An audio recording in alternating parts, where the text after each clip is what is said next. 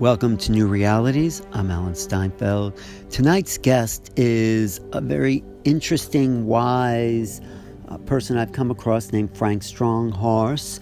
He's part of the sun dancing, dreaming tradition of the Twisted Hairs, and he's also combines that with the Divine Order of the Melchizedek. He's the author of a few books, many books actually, one called My Journey into the Infinite, The Awakening of Angels, Searching for the Soul of Tech. You can find out more about Frank at his website, frankstronghorse.com. Stay tuned for the upcoming interview. Thank you.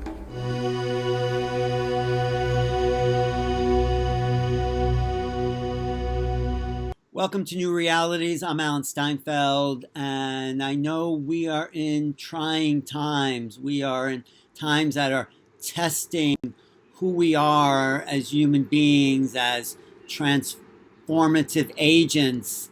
That's why I'm talking today, someone who's very practiced in the medicine ways and in spiritual traditions. I'm talking to Frank Stronghorse, and he combines many different traditions and has a beautiful message and philosophy to share with us today. So thanks for being here, Frank. Thanks, Alan. I appreciate you having me. It's great. I like the medicine ways you're talking about. Let's just, before we get into what the practical situation is and what people can do now, you seem to combine two traditions, the Twisted Hair tradition and the Melchizedek tradition. Can you just go into what each of these are? You know, I had read most of the Castaneda books back in the 60s, and like everybody else, I had no clue what he was talking about, but it sounded very interesting, and I really felt like it was amazingly important. Yeah. And above all, it seemed familiar, you know, and I don't even know why it seemed familiar, but it totally grabbed my attention. And so I didn't really, but I wasn't really, didn't motivate me to move into any kind of spiritual path or proceed or go after anything. And in around 1986, a woman came into my office when I was practicing in real estate in Dallas, and she said, "There's a guy coming to town to teach a workshop, and you should go see it." And I said, "Why?" And she said, "Well, it'll change your life." And I was like, what do I need? I don't think I need to change anything, but thanks anyway. But she said, and I was a little more abrasive than that, but she said, "This guy's a Nagual," and so that's where I made the connection with Castaneda, and so it just stayed on my head for the whole week, and so finally I said, "All right, I'm going to go to this thing and just see what it is." And you know, I've never been in a sweat lodge. I've never done any kind of Native American work, but I came out of there totally transformed. But you are Native American. Isn't Stronghorse a Native American kind of a title, or? You know, actually, it's Stronghorse was given to me. That was given to me as a medicine name when I was a Cossack several lifetimes ago, and it means carrier of the message of the heart and the bringer of the philosophies and beliefs to the people. So, but it's my background's Choctaw in Texas, and so that's, I mean, I'm a few generations removed, but okay. So you do this sweat lodge with Harley Swift here, right? Your teacher, and what was the transformation? What had changed in you in that sweat lodge? It's like I came out and I went, "Boy, I'm really different," and you know, the fact that this woman said it'll change your life, that really would sort of motivate me to go to the workshop. And then it came out and went, "You know, I really do feel different. This is really strange." And then we were talking the other day, Sunday night on the way back to Dallas, I got what's called the knock of the spirit, and this voice came in and said, "You have found that for which you've been searching," and it just, I mean, right to my heart, and I just started bawling, you know, and I cried all the way back to Dallas, 45-minute drive, you know, and I'm not prone to crying much, but I walked into my apartment, my girlfriend at the time said, "Oh my God, what's wrong?" And I said, "Absolutely nothing." And the teachings of Harley Swift there are Castaneda based? Yeah, Don Gennaro was his teacher. Right. And so that, you know, we work with Gus Gray Mountain and all of those teachers, and they're all Twisted Hairs, and so they're mainly, most of those teachers are in the spirit world now. You told me the other day why they call themselves Twisted Hairs. Well, the twisted tradition goes back hundreds of years, and it's really based on just observing nature. Mhm. And so they observed nature, and then they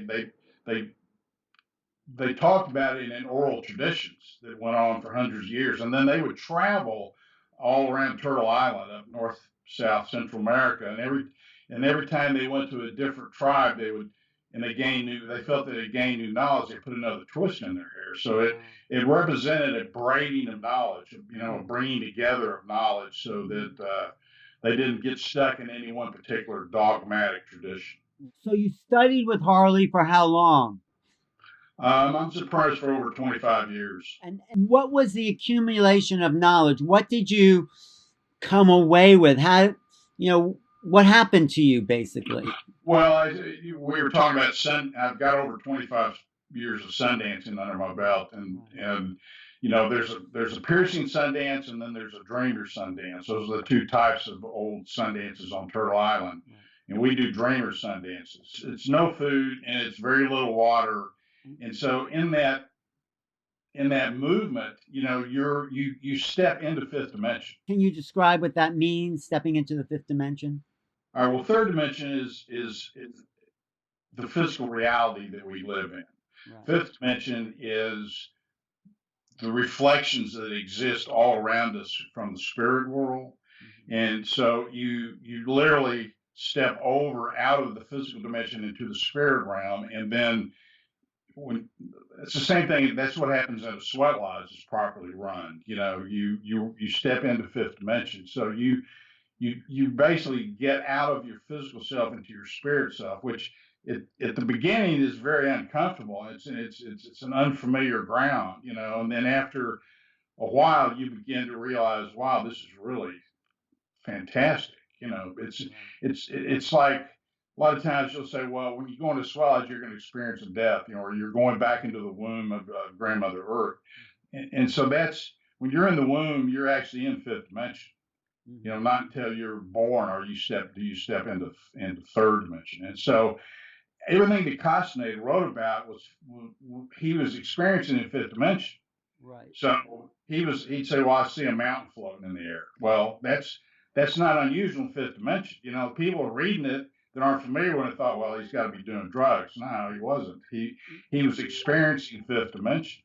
And so the answer to your question is it taught me how to become comfortable in fifth dimension. What can you teach us about that realm and help us, help the people listening? Well, to reply to the way you started off talking about how these are difficult times and uncertain times, it's my opinion, fifth dimension is going to overlay third dimension on this planet.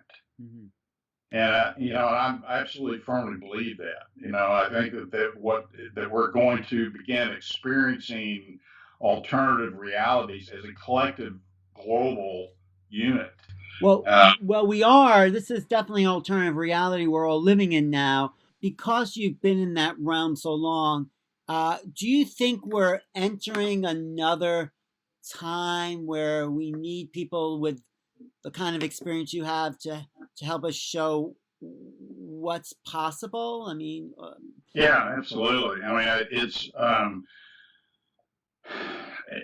was sitting there thinking, it's kind of hard to describe fifth dimension with words.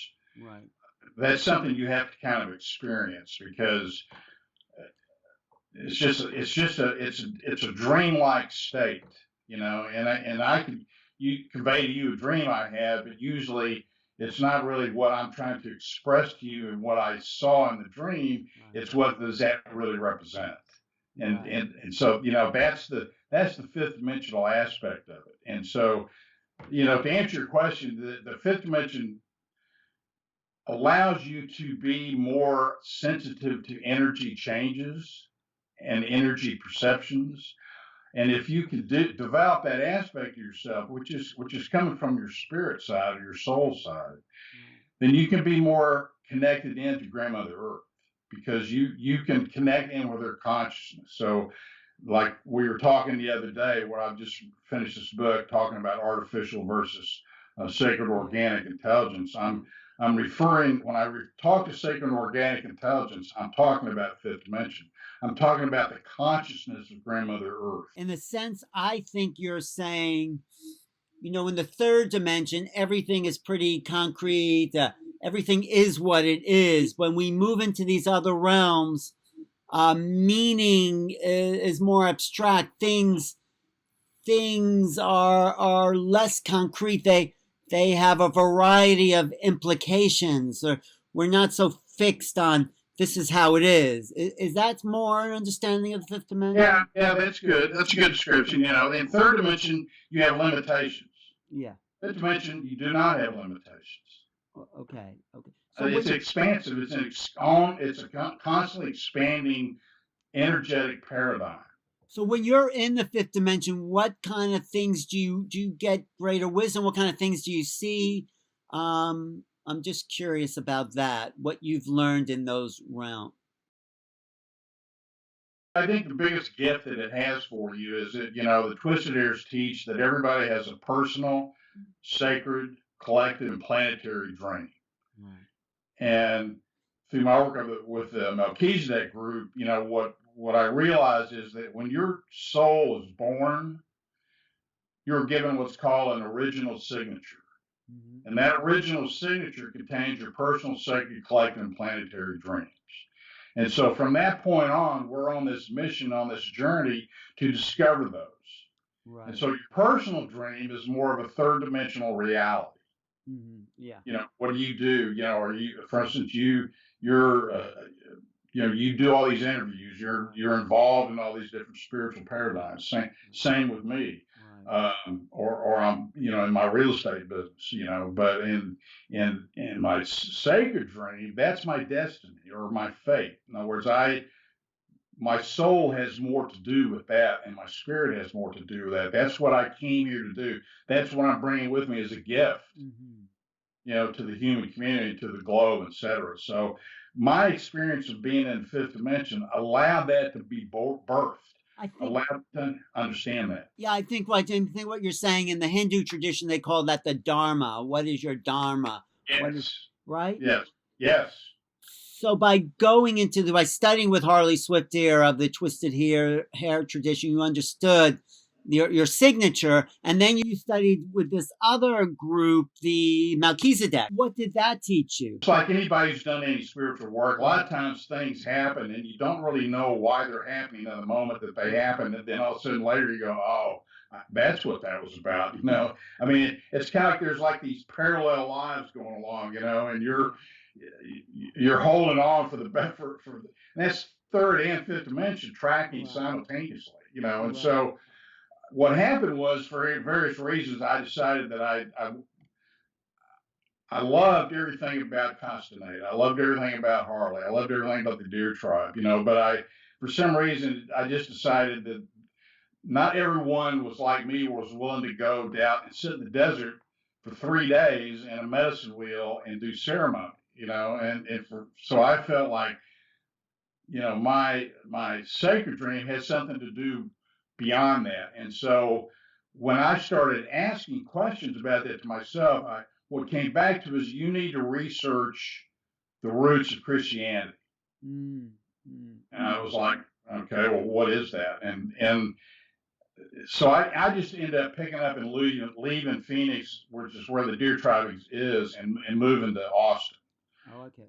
And just didn't really understand why. Then eventually I started meeting people, and then these other energies started mixing up and bringing us into this new alignment. So one of my students actually was an incredible channeler. Mm-hmm. And so he started working with me. We were channeling the grandmothers and grandfathers of the Twisted Hairs, and they said, we're going to introduce you to a new group that wants to meet you, and they're called the Order of Melchizedek. And so, and I didn't even know what a Melchizedek was. We were like, oh, okay, well, nice to meet you. And, then I had to go find books and read up on them. And there's not hardly any information on them at all. I mean, Urantia's got a lot of information in the book, but there's not that much information on Lord Melchizedek or the Melchizedek. From what I understand, that was the priesthood that Jesus studied with. It's a cosmic priesthood, from what J.J. Hurtak tells me. So, what did you learn from the Order of Melchizedek? I learned to open myself up to more than just the twisted hair path. I mean, what I say is I sort of combine, Father Sky, which is what I call the Melchizedek group, with Mother Earth, which I call the twisted hairs. And so it gave me the as above, so below work on a real level, And so a lot that I've learned from them, I think, is a more universal perception of the globe, of the universe, and everything that's involved in that. Whereas the twisted hairs are very much grounded into Turtle Island and into North South Central America. That's where their roots are. So it was very expansive in terms of its perception, which allowed me to expand more aspects of myself in ways that I didn't really see as possible.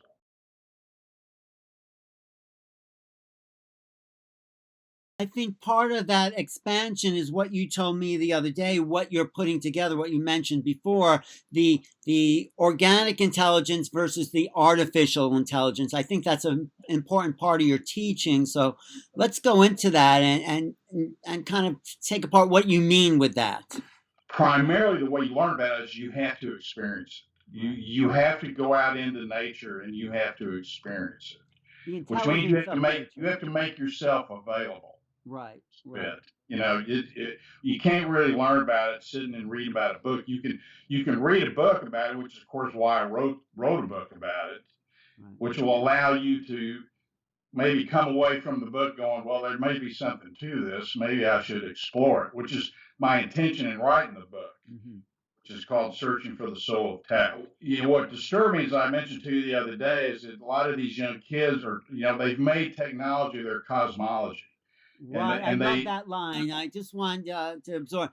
They made technology their cosmology, because then all they think the world is made of is their little digital devices. They're totally ignoring their soul. Yeah. And they didn't come here to get involved with an iPhone. They came here to expand their soul, to learn their spirit. I mean, I mentioned the other day, I think a baseline fact is we're all angelic beings in a physical body, and we've come here to this planet for a specific reason. Well, what is that reason?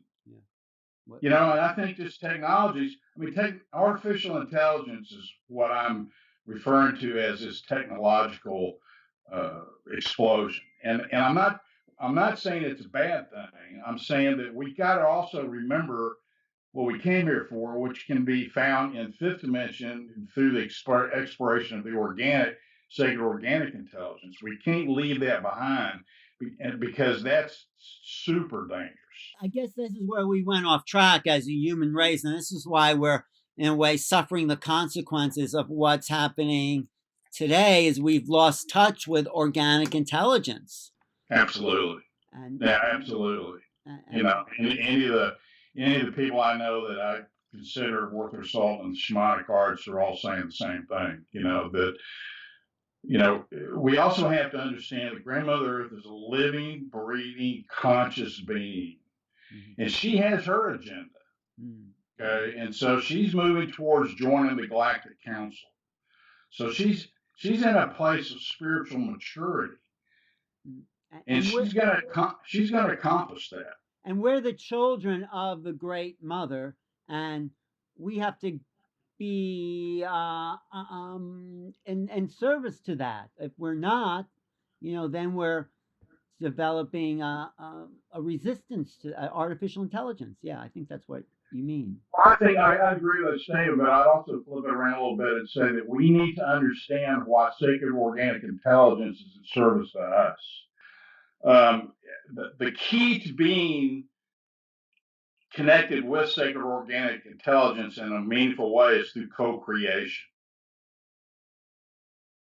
What does that mean, co-creation, to you? What does that mean? Well, a co-creative aspect, like I said, is pure form of spirit to spirit. So if you're involved with another person, you're able to see that relationship not just in a physical sense, but in a spiritual sense also.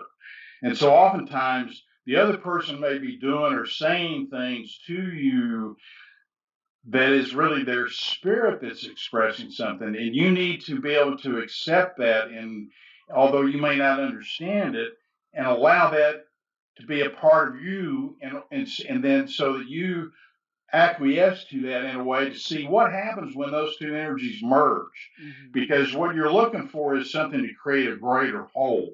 In other words, whatever comes out of that creative endeavor creates a third entity that is greater than the sum of the parts. Well, co-creation in a pure form is a spirit-to-spirit connection. In other words, I remember asking your grandmother one time, I said, "What's love?" And she said, "Well, that's the willingness to allow another person to do whatever they need to do to experience their soul." It's a co-creation is something really none of us know that much about, because if we did, we wouldn't be having the kind of problems we have in our relationships. Right. You know, we've taken really sort of artificial intelligence and applied it into our relationships with people, because artificial intelligence is more about control and domination, and being sure that you're not taken advantage of. Co-creation is something where you step out of and you step into it with innocence and with trust and with surrender, and you allow things to occur within that relationship that you may not understand in the moment, but you might understand it a lot later. Mm-hmm. So you have to become an objective observer. So, as I mentioned to you the other day, I saw this special on Chaco Canyon, and they were interviewing this Hopi, and the guy asked him, "Well, how did people live out in this desolate area?" And he said, "Well, back then there were these really strong spiritual people who control the forces of nature." And I thought, whoa, time out. I said, they didn't control the forces of nature. They co-created with those forces. Yes. If you look at any of the ruins of Palenque, Tulum, all the Olmec, the Mayan, all of those cities were built geometrically in order to align the spirit energy body of the human with the as above and the so below. So they were in constant communication. Right. That makes sense. So we've gotten so out of touch and so ill prepared and so separate from each other, because organic intelligence is unified. It's a oneness, right? And so we're having to deal with this crisis now. In a way, it's showing us our connection, but we're also lost. I mean, what does organic intelligence have to tell us about how to go through where we're at now, this moment in time? Climate change isn't just about cleaning up or picking up our trash. Right. Climate change is, let's get our psychic connection cleaned up. Right. Yeah, let's purify ourselves. Let's start talking about, what are my addictions. Mm-hmm. Let's let go of the addictions. I mean, one of the things that got me off of stuff that I was addicted to is I thought, what if I lived my whole life and I never felt what it felt like to be completely natural? Yeah. And I thought that is so unbelievably stupid and ignorant. Then and so I went after that. Here's what my prescription of is. I mean, Turtle Island, a lot of people know, is going, or is sort of prophesized as becoming the flagship for spiritual growth on this planet. We have a tradition here of earth medicine by indigenous people that is extremely valuable for the future of mankind. And it's extremely valuable because it teaches you how to get involved with sacred organic intelligence. A lot of they refer to it as the sacred, most of them. And so, but this information needs to come out. It doesn't belong to anybody. It needs to come out, and it needs to be shared. That's why I'm talking to you, because you're a student of that. You also told me that spirit and angel, where are these angelic beings before we come into the bodies, and we have a purpose. And how do people find their purpose? All right. So here's step one. Mm-hmm. Well, I'm gonna say step two. Step one is go buy my book, and because I go in depth about artificial and organic intelligence, and I have a great deal of information in there about what your internal spiritual mechanics are, why they're important, what you need to do. But here's the first step. Here's what you need to do. Yeah. This doesn't matter if you live in New York, L.A., Paris, Baghdad. It doesn't matter. Here's what you can do.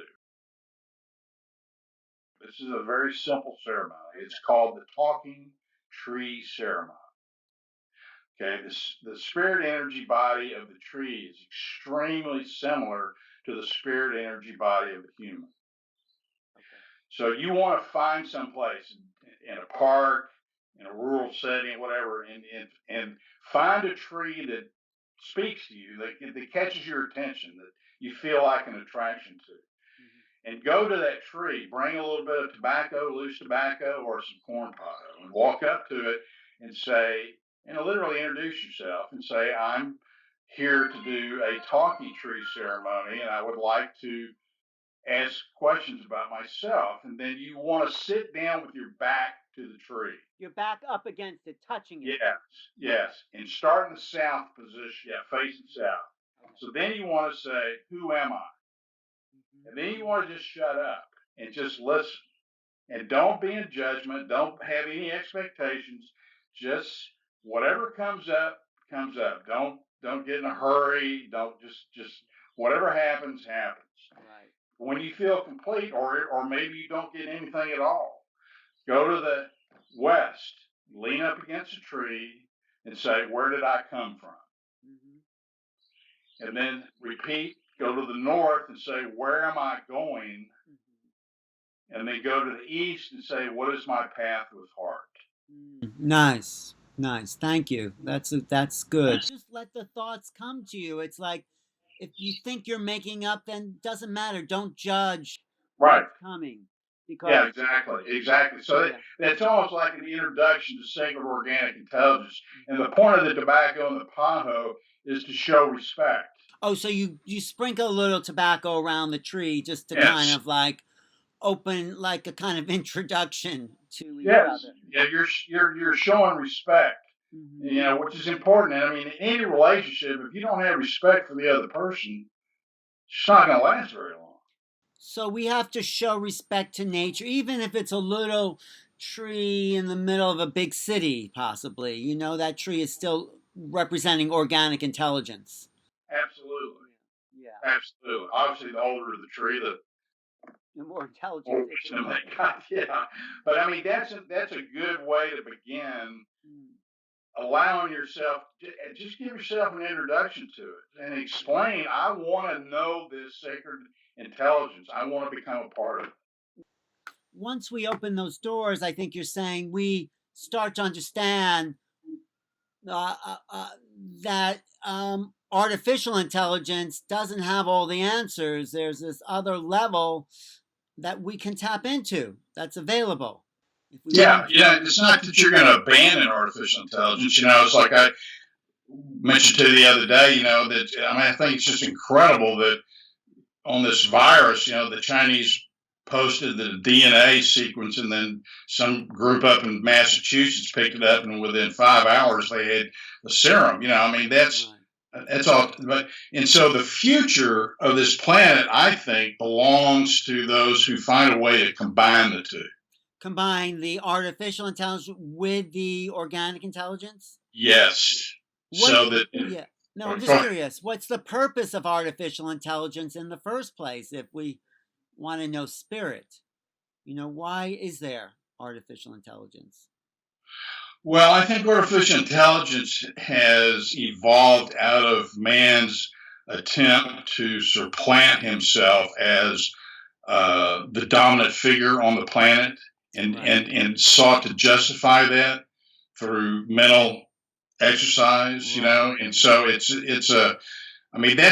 really where we're at with this current virus situation. I mean, the planet Earth has said, look, you're not in control. You're not in control here, and here's how we're going to emphasize that point, because unless we can get to the place where we are realizing that we aren't in control, that then we can't surrender and then become in a co-creative relationship. So this is a time all of us should start to drop into nature, organic intelligence, because that's what this time, this kind of sacred time, because we're in a sort of sacred time. We've separated from the world, a sign of a shamanic initiation to bring in the sacred intelligence. That's what it seems like, right? That's absolutely true. Yeah, absolutely true. I mean, I think that Grandmother Earth is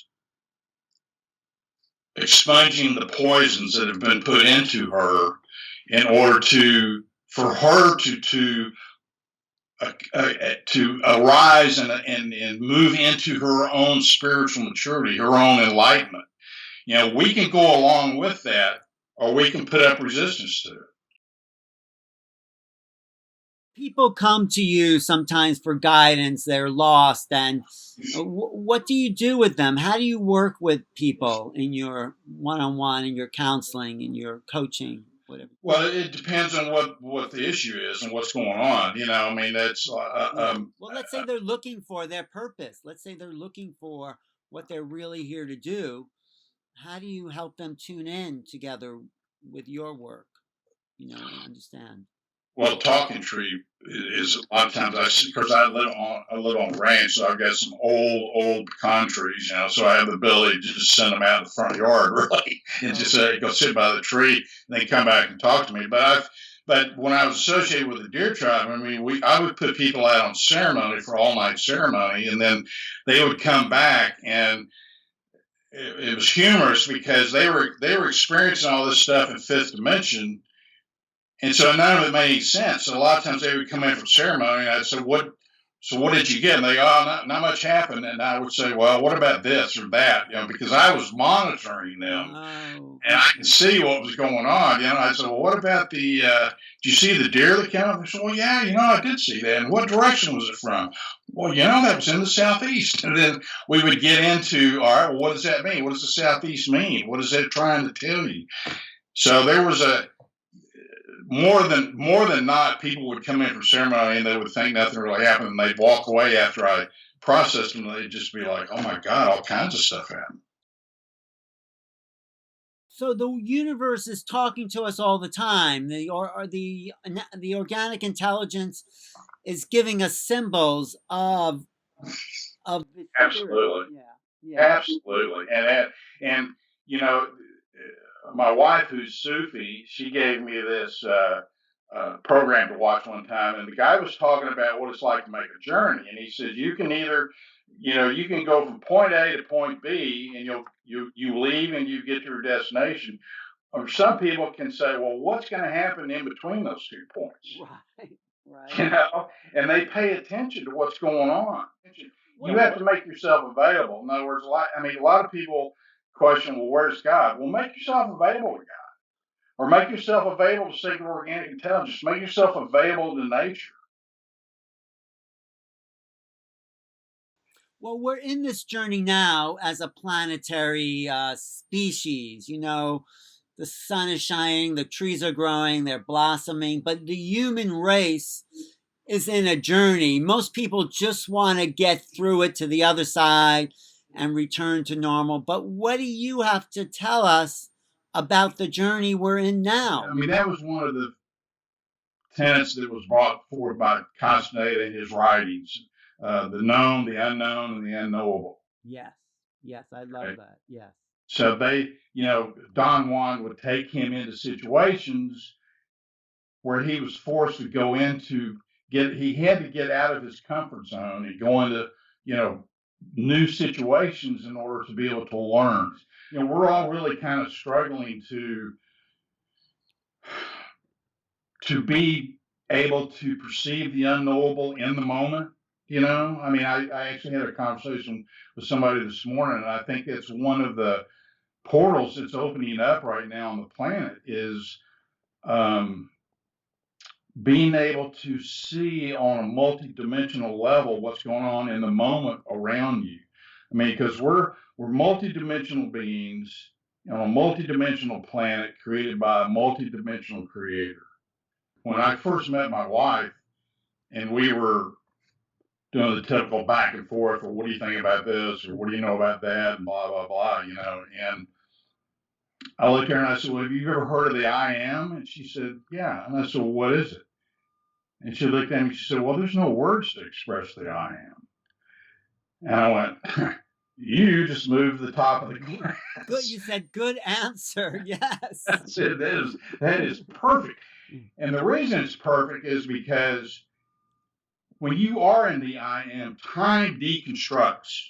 And it just, and so their old belief systems go away.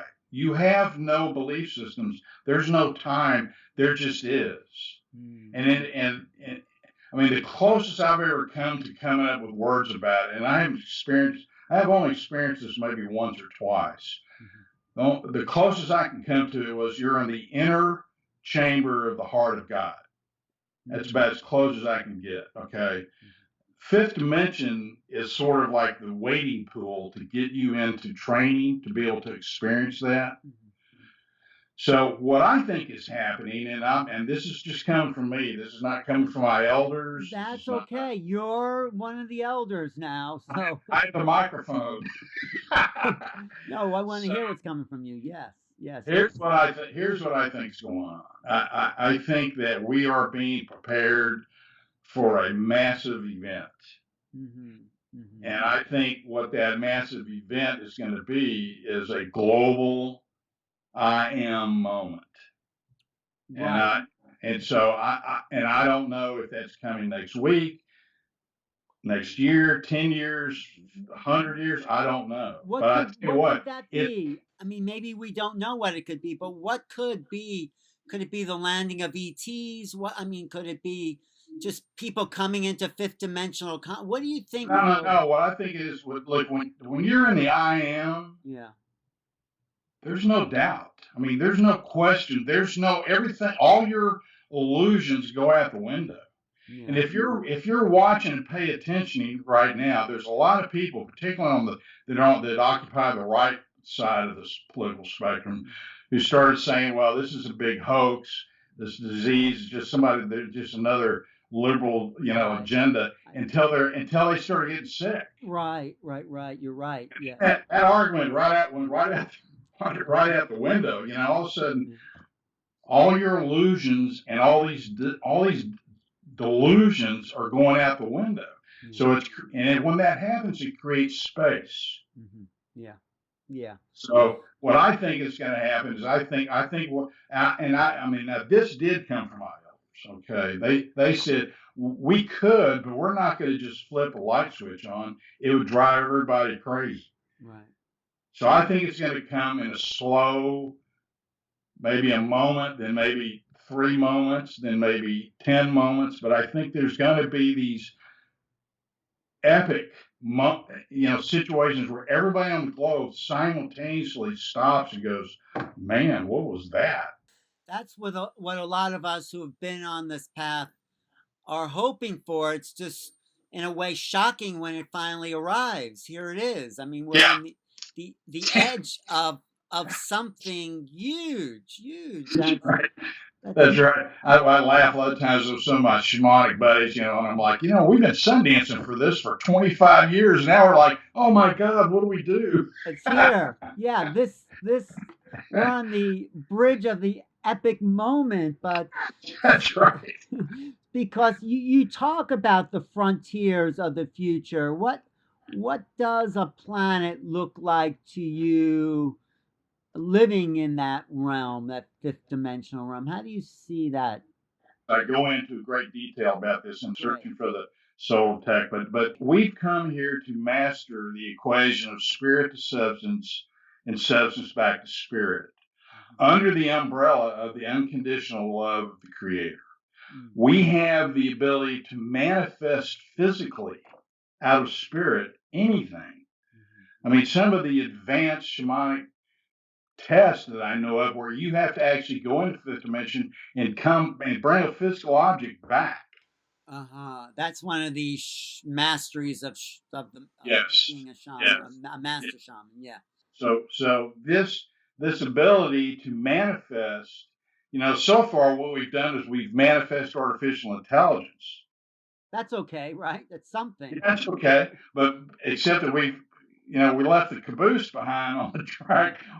We've got to keep organic intelligence in the picture.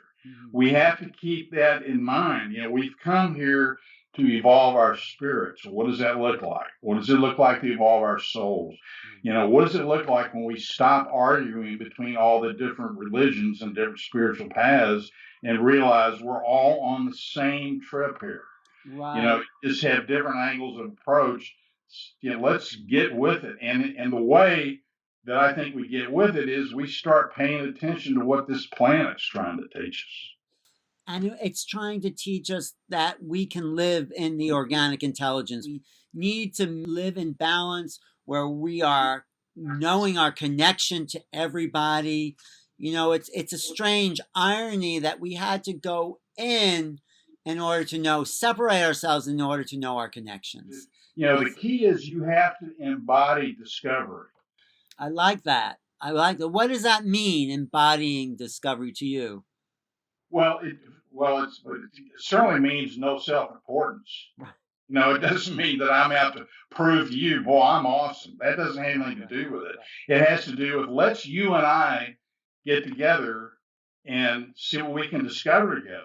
I've got a great shamanic friend of mine who, we started out and it was sort of like Native American against Christian, and we were fighting and yelling at each other. You don't know what you're talking about, and once we got beyond that, we realized that we were being spirit to spirit. We were being brought together to discover.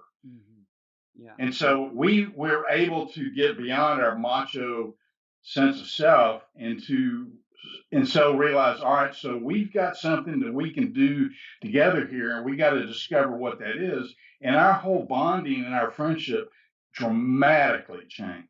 Yeah, that's great. So right now we are at the frontiers of the future. Literally, when I first started sun dancing back in 1986, it was pretty well general knowledge that most ancestors had written this planet off. They were like, no, I'm not coming back. You guys, it's a mess. Yeah. And now I'm told, metaphorically speaking, by my Melchizedek elders, that the line is a mile long trying to get into this planet. So that tells me that people like you and me and other people that have done this kind of work and probably in some cases lost a lot of our personal lives through the sacrifices we chose to make to be able to make this happen, have made it happen. Can you define multidimensional? Lots of people use that word, but I'm not sure what you mean by that. Well, we touched on it earlier with characteristics.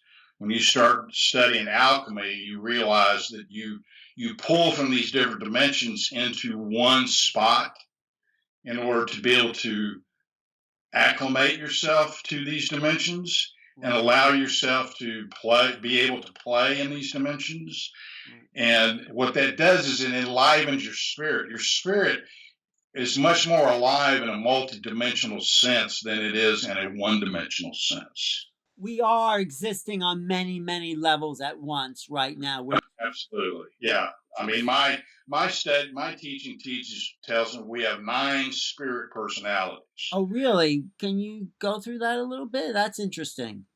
Well, there's one spirit personality, and that's the one that's in your physical body right now. Right.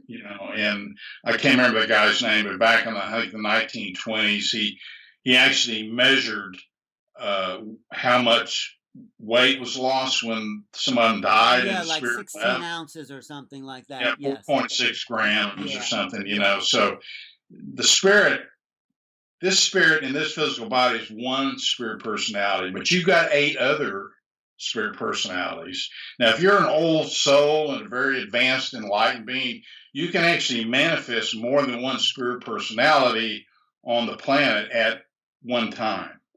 Right. But most people have only one spirit personality at one time in one physical body. Or if you get into multiple personality type people, they have all these spirit personalities conflicting with one another in this one physical vessel. Right.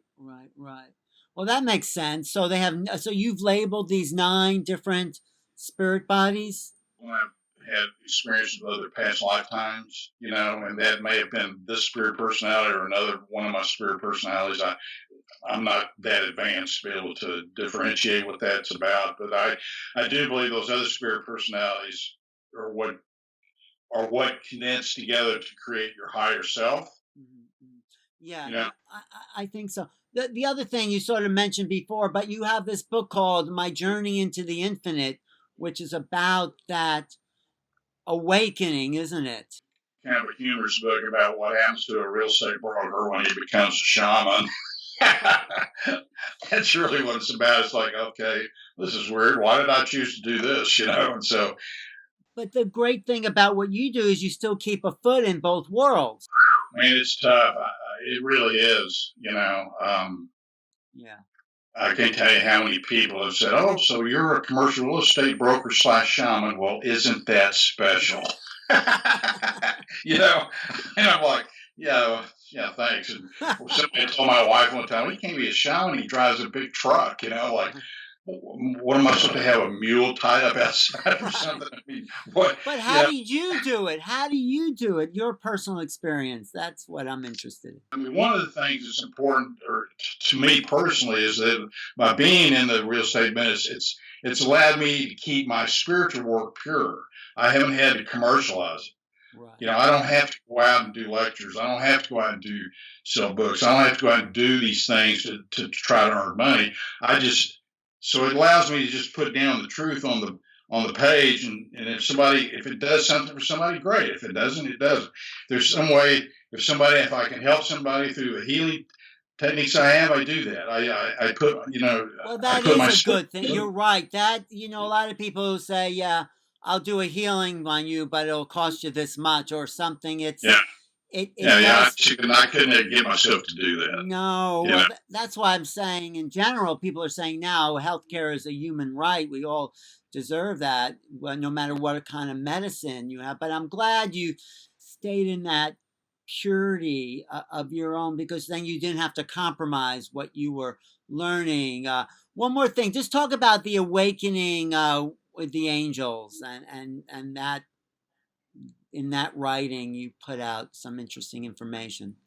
When I say angelic beings, I mean I've seen myself, one of my other spirit personalities, a couple of times as an angelic being, with wings, the whole 9 yards, and so I just adapted that as we all are angelic beings, and so if you want to consider those 8 spirit personalities that are in the spirit world as your angels, it's fairly appropriate.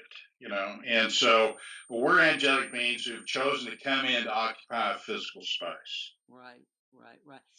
And we've come in, like you said, to bring spirit to substance and substance back to spirit. What's the idea of bringing substance back into spirit? Talk about that.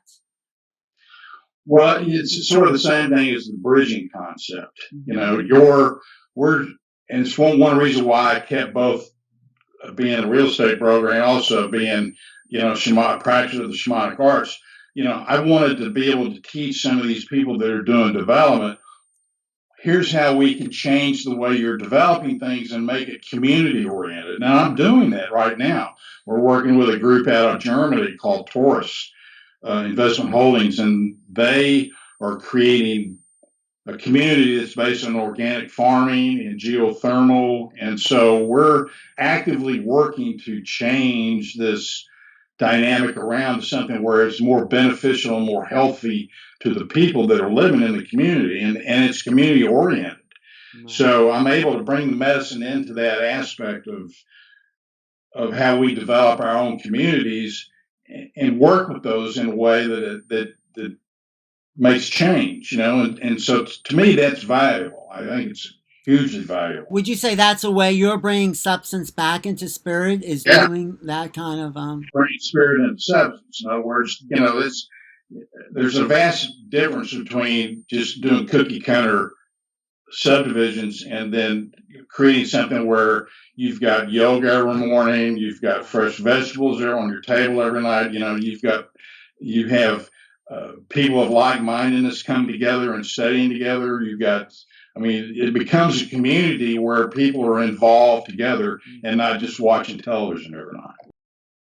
Do you have something just people can take with them that will help them, realize a deeper part of themselves? The simple answer to that is just you got to get outside. You've got to get out into nature. I haven't been out in 2 days. I have to get outside. Yes. Right. Well, I appreciate you saving your energy up for the interview. Right. But no, you're right. We have to connect outside, even I guess in concrete is better. At least you're breathing the air and or just get to a place where you can see the stars or the seacoast. We can't deny ourselves of that. And let me give you one quick example on this. Like when I was talking about how the ancient cities were laid out in geometric form to be able to benefit from that as above, so below connection. We went to Palenque with my teacher.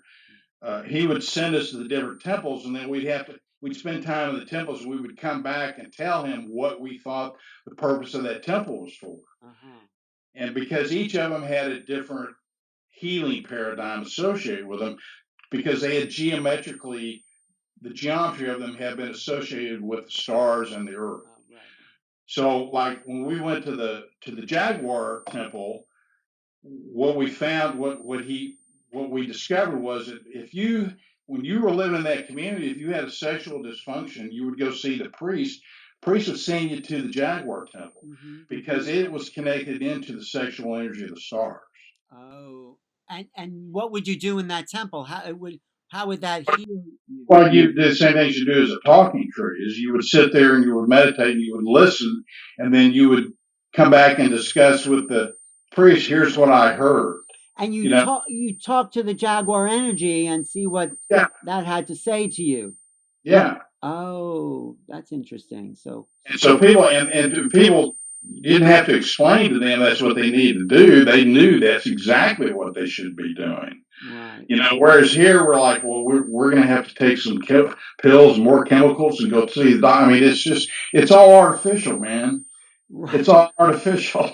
We got to get back and incorporate some of that organic energy into our lives, because that's where the real wholeness is. That's where, you can support yourself in a way that allows you to become a whole person.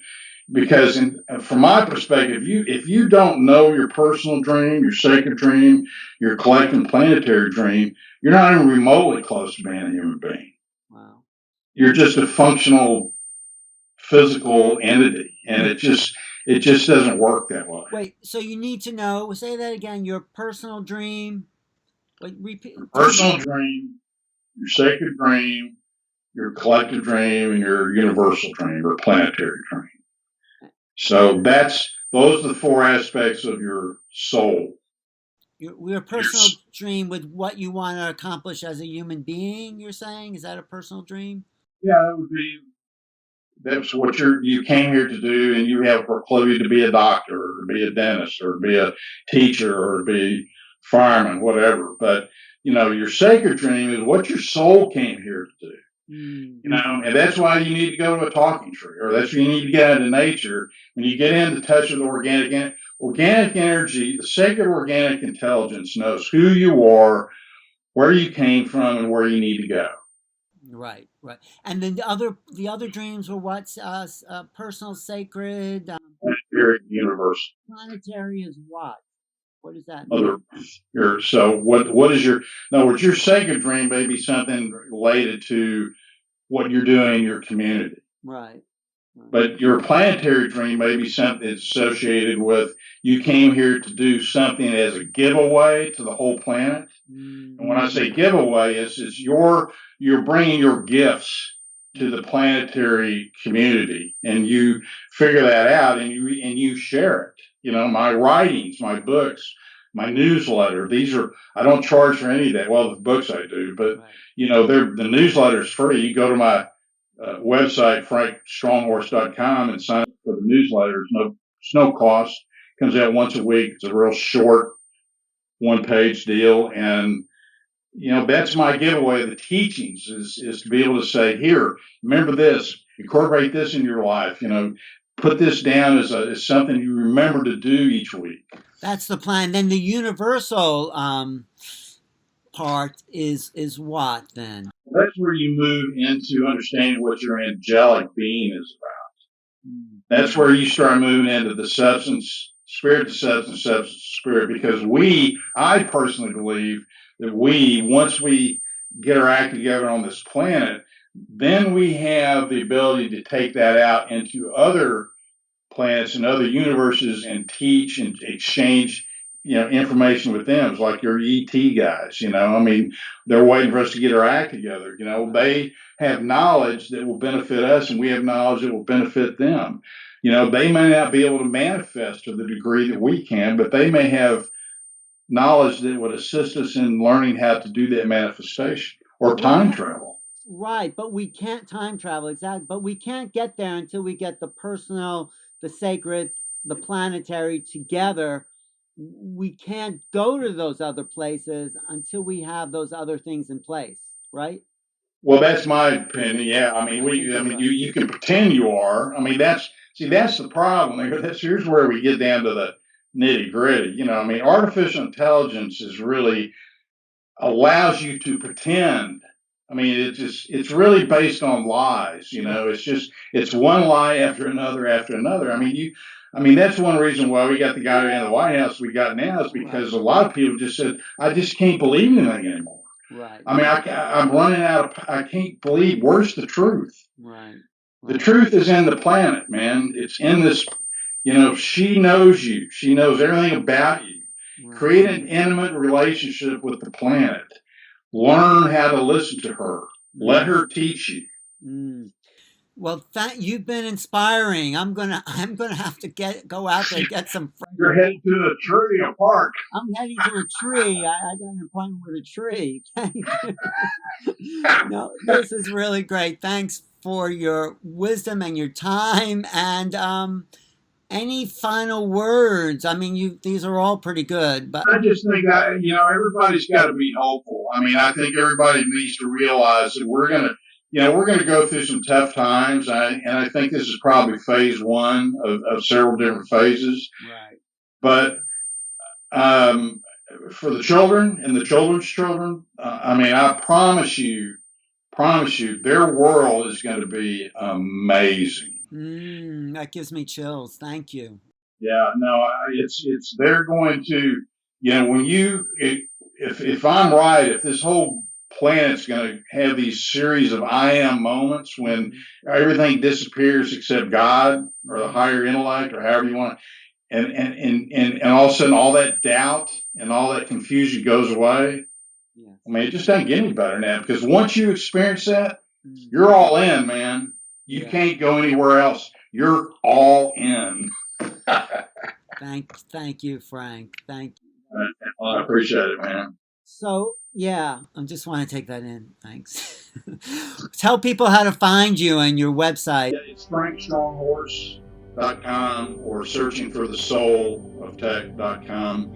Either one of those, and sign up for. If you'll go to my frankstronghorse.com, you can sign up for the newsletter, and the latest book is that Searching for the Soul of Tech. So keep it coming, keep talking, keep writing, and you're doing your part. Yeah. Thank you, man. I really appreciate you having me on. Maybe we'll just we have ability to really get some energy rocking between us. Maybe we'll do this again. Definitely, we'll do it again. Yeah. No, I think this is great. I'll put it out there, and I want to tell people thanks for watching. I've been talking to Frank Stronghorse down in Texas. Of all places. Well, you're holding the energy there, so why not, right? Yeah, it's got to be done somewhere. It's Alan Steinfeld for New Realities. Thanks for watching. If you want to reach me, go to my website, newrealities.com. Subscribe to my YouTube channel, youtube.com/newrealities. Thanks.